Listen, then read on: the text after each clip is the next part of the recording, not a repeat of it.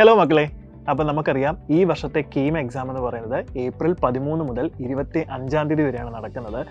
അപ്പോൾ നിങ്ങളിൽ പല ആൾക്കാരും അതായത് കീമിന് വേണ്ടി അപ്ലൈ ചെയ്തിട്ടുള്ള നമ്മുടെ ആപ്ലിക്കേഷനൊക്കെ നേരത്തെ കഴിഞ്ഞു കേട്ടോ. 6 തീയതി വരെയായിരുന്നു എൻ്റെ ഡേറ്റ്. അതെല്ലാവരും കൊടുത്തു എന്ന് വിചാരിക്കുന്നു. അപ്പോൾ ഈ കീമിന് അപ്ലൈ ചെയ്തിരിക്കുന്നതിൽ ഭൂരിഭാഗം കുട്ടികളും നമ്മുടെ +2 പഠിക്കുന്ന മക്കൾ കാണും. പിന്നെ കുറച്ച് കുട്ടികൾ നമ്മുടെ റിപ്പീറ്റർ കുട്ടികൾ കാണും. അതായത് ഒരു വർഷം നമ്മൾ ജെയ്ക്ക് വേണ്ടിയിട്ട് പ്രിപ്പയർ ചെയ്തിട്ടിരിക്കുന്ന കുട്ടികളും അപ്ലൈ ചെയ്തിട്ടുണ്ടായിരിക്കും. അപ്പോൾ നിങ്ങൾ നോക്കുകയാണെങ്കിൽ ഇപ്പോൾ റിപ്പീറ്റ് ചെയ്ത കുട്ടികൾക്കാണെങ്കിൽ അത്യാവശ്യം സമയം അവർ പഠിച്ചിട്ടുണ്ടായിരിക്കും.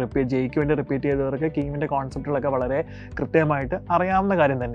ഇനിയും ജസ്റ്റ് ഒരു പ്രിപ്പറേഷൻ, ഒരു ഫൈനൽ റിവിഷൻ, ഒരു ക്വസ്റ്റ്യൻ ഡിസ്കഷൻ അല്ല അങ്ങനെ ഒരു രീതിയിൽ അവർ മുന്നോട്ട് പോകുന്നതായിരിക്കും ഏറ്റവും ബെറ്റർ. പക്ഷേങ്കിൽ +2 ബോർഡ് എക്സാമിന് ഇപ്പോൾ പഠിച്ചുകൊണ്ടിരിക്കുന്ന നിങ്ങളാണെങ്കിൽ നിങ്ങൾ ആദ്യമായിട്ട് കീം എഴുതാൻ പോവുകയാണ് അല്ലേ. സോ ഈ ഒരു സമയം എന്ന് പറയുന്നത് വളരെ ക്രൂഷ്യലാണ്. കാരണം ബോർഡ് എക്സാമിനും ഇമ്പോർട്ടൻസ് കൊടുക്കേണ്ടതായിട്ടുണ്ട്, കീം എക്സാമിനും ഇമ്പോർട്ടൻസ് കൊടുക്കേണ്ടതായിട്ടുണ്ട്. എന്തുകൊണ്ടാണ് കീം എക്സാമിന് ഇമ്പോർട്ടൻസ് കൊടുക്കണമെന്ന് പറയുന്നത്? നമുക്കറിയാം ഏപ്രിൽ 13 തീയതിയാണ് കീമിൻ്റെ എക്സാം. അപ്പം നിങ്ങളുടെ ബോർഡ് എക്സാം ഏകദേശം കഴിയുന്നത് മാർച്ച് 28, 29 ആ ഒരു റേഞ്ചിലായിരിക്കും നിങ്ങളുടെ എക്സാം കഴിയുന്നത്. അപ്പോൾ നിങ്ങൾ നോക്കിക്കഴിഞ്ഞാൽ നമുക്ക് മനസ്സിലാവും വളരെ കുറച്ച് ദിവസം മാത്രമാണ് നമുക്ക് ഒരു ശരിക്കുള്ളൊരു പ്രിപ്പറേഷന് വേണ്ടി കിട്ടുക. അപ്പോൾ ബോർഡ് എക്സാം കഴിഞ്ഞിട്ട് കീമിന് വേണ്ടിയിട്ട് പഠിക്കാമെന്ന് നിങ്ങൾക്കൊരു ധാരണയുണ്ടെങ്കിൽ പഠിക്കാൻ പറ്റും. പക്ഷേങ്കിൽ നിങ്ങൾ ആഗ്രഹിക്കുന്ന രീതിയിലുള്ളൊരു സ്കോറോ അല്ലെങ്കിൽ ഒരു റാങ്കോ നിങ്ങൾക്ക് കിട്ടണമെന്ന് ഒരുറപ്പുമില്ല. കാരണം എന്തെന്ന് വെച്ചാൽ കീം എക്സാം എന്ന് പറയുന്നത് പ്യുവർലി നിങ്ങളുടെ NCERT ബേസ്ഡ് ആയിട്ടുള്ളൊരു എക്സാം തന്നെയാണ്. +1 ടോപ്പിക്കും +2 ടോപ്പിക്കും ഈക്വലി ഇമ്പോർട്ടൻസ് ആണ്. അപ്പോൾ നിങ്ങളിപ്പോൾ +2ലാണ് പഠിച്ചുകൊണ്ടിരിക്കുന്നത്. അപ്പോൾ +1 ടോപ്പിക്കുകൾ പിക്കത് നിങ്ങൾ മറന്നു പോയിട്ടുണ്ടായിരിക്കും. അപ്പോൾ എന്തായാലും അതിനകത്തുനിന്നും ഈക്വൽ വെയിറ്റേജ് തന്നെയാണ്. +2 ടോപ്പിക്ക് മാത്രം പഠിച്ചുകൊണ്ട് കീം ക്രാക്ക് ചെയ്യുക എന്നുള്ളത് ഇമ്പോസിബിൾ ആയിട്ടൊരു കാര്യം തന്നെയാണ്. ക്രാക്ക് ചെയ്യാൻ പറ്റും, പക്ഷേങ്കിൽ ഇനഫ് ആയിട്ടുള്ള മാർക്ക് നമുക്ക് കിട്ടത്തില്ല. അപ്പോൾ +1 ടോപ്പിക്കും വളരെ ഇമ്പോർട്ടൻ്റ് ആയതുകൊണ്ട് നിങ്ങൾ +1ഉം +2ഉം കൂടെ പഠിച്ച് ഈ ഒരു കുറച്ച് ദിവസത്തിനുള്ളിൽ കീം ക്രാക്ക് ചെയ്യുക എന്നുള്ളത് പറ്റത്തില്ല. അപ്പോൾ അതുകൊണ്ട് നല്ലൊരു പ്രിപ്പറേഷൻ നിങ്ങൾ ഇപ്പം മുതൽ സ്റ്റാർട്ട് ചെയ്താൽ മാത്രമേ നിങ്ങൾ ഉദ്ദേശിക്കുന്ന ഒരു റാങ്കിലേക്ക് നിങ്ങൾക്ക് എത്തിച്ചേരാനായിട്ട് സാധിക്കുകയുള്ളൂ. ആ റാങ്ക് കിട്ടിയാലേ നിങ്ങൾ എക്സ്പെക്റ്റ് ചെയ്യുന്ന ഒരു കോളേജിൽ നിങ്ങൾക്ക് അഡ്മിഷനിൽ ലഭിക്കുകയുള്ളൂ. അപ്പോൾ എന്താണ് നമ്മൾ ചെയ്യേണ്ടത്?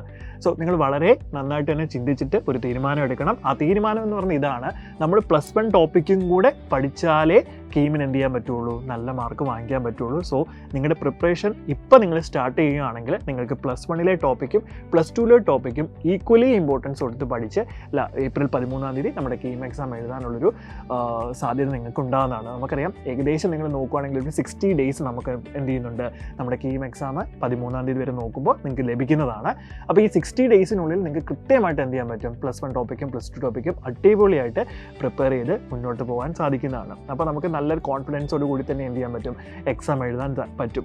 അപ്പോൾ നിങ്ങൾ ചിന്തിച്ച് കഴിഞ്ഞാൽ കീം എക്സാമിനെ പറ്റി നമ്മളൊരു കാര്യം മനസ്സിലാക്കുമ്പോൾ കീം എക്സാമിൽ ടോപ്പിക്കുകൾ എത്രമാത്രം പഠിച്ചു എന്നുള്ളതിനെക്കാട്ടിലും കൂടുതൽ എത്രമാത്രം ക്വസ്റ്റ്യൻസ് നിങ്ങൾ സ്പീഡിൽ ചെയ്യാൻ റെഡിയാണ് എന്നുള്ളതാണ് അവിടുത്തെ കീ ഫാക്ടർ എന്ന് പറയുന്നത്.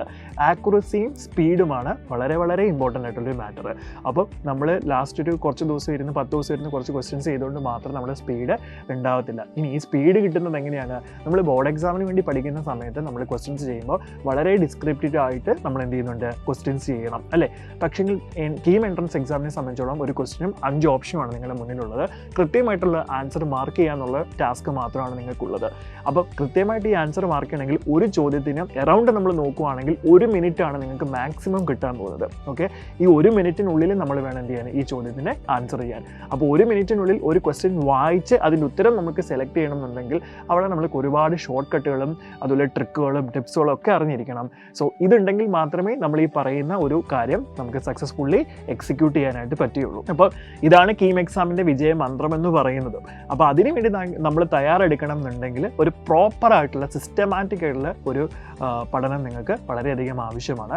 സോ ഇതിനുവേണ്ടി നമ്മൾ കീം നിങ്ങൾക്ക് അടിപൊളിയായിട്ട് തയ്യാറാക്കാൻ വേണ്ടി സൈലം നിങ്ങൾക്ക് ഇൻട്രൊഡ്യൂസ് ചെയ്തിട്ടാണ് കീം എൻഡ് ഗെയിം ബാച്ച് എന്ന് പറയുന്നത്. അപ്പോൾ എൻഡ് ഗെയിം ബാച്ചിൽ ഇപ്പോൾ അഡ്മിഷൻസ് നടന്നുകൊണ്ടിരിക്കുകയാണ്. നമുക്ക് ബോർഡ് എക്സാമിന് വേണ്ടിയിട്ടുള്ള ചാപ്റ്റർ, നിങ്ങളിപ്പോൾ +2 ബോർഡ് എക്സാമിന് വേണ്ടി പ്രിപ്പയർ ചെയ്യുന്നതുകൊണ്ടായതുകൊണ്ട് നിങ്ങളുടെ ബോർഡ് എക്സാമിന് വേണ്ടിയുള്ള എല്ലാ ചാപ്റ്റേഴ്സും നമ്മൾ ആദ്യം തന്നെ എന്ത് ചെയ്യും, നിങ്ങൾക്ക് കവർ ചെയ്ത് തരും. അപ്പോൾ നിങ്ങൾക്കത് കീമിനും ഉപയോഗപ്പെടുത്താം, അതുപോലെ ബോർഡ് എക്സാമിനും വളരെ യൂസ്ഫുൾ ആയിട്ട് നിങ്ങൾക്കത് നേടാനും സാധിക്കും. അപ്പം ബോർഡ് എക്സാമിൻ്റെ മാർക്കും നിങ്ങൾക്ക് ഇമ്പോർട്ടൻ്റ് ആണ്. കാരണം കീമിന് ബോർഡ് എക്സാമിൻ്റെ സ്കോറും എടുക്കും, കീമിൻ്റെ സ്കോറും എടുക്കും അല്ലേ.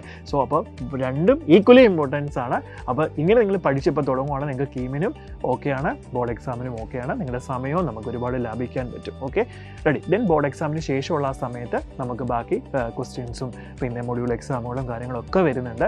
കീമിൻ്റെ എക്സാക്ട് പാറ്റേണിലുള്ള മോക്ക് ടെസ്റ്റുകളൊക്കെ അതൊക്കെയാണ് നിങ്ങൾക്ക് വേണ്ടി പ്രൊവൈഡ് ചെയ്യുന്നത്. സോ അപ്പോൾ ഈ ബാച്ചിലൂടെ നമുക്ക് അടിപൊളിയായിട്ട് കീം എക്സാമിന് വേണ്ടി തയ്യാറെടുക്കാം. അപ്പോൾ എല്ലാവരും എത്രയും പെട്ടെന്ന് തന്നെ ജോയിൻ ചെയ്യുക. All the best.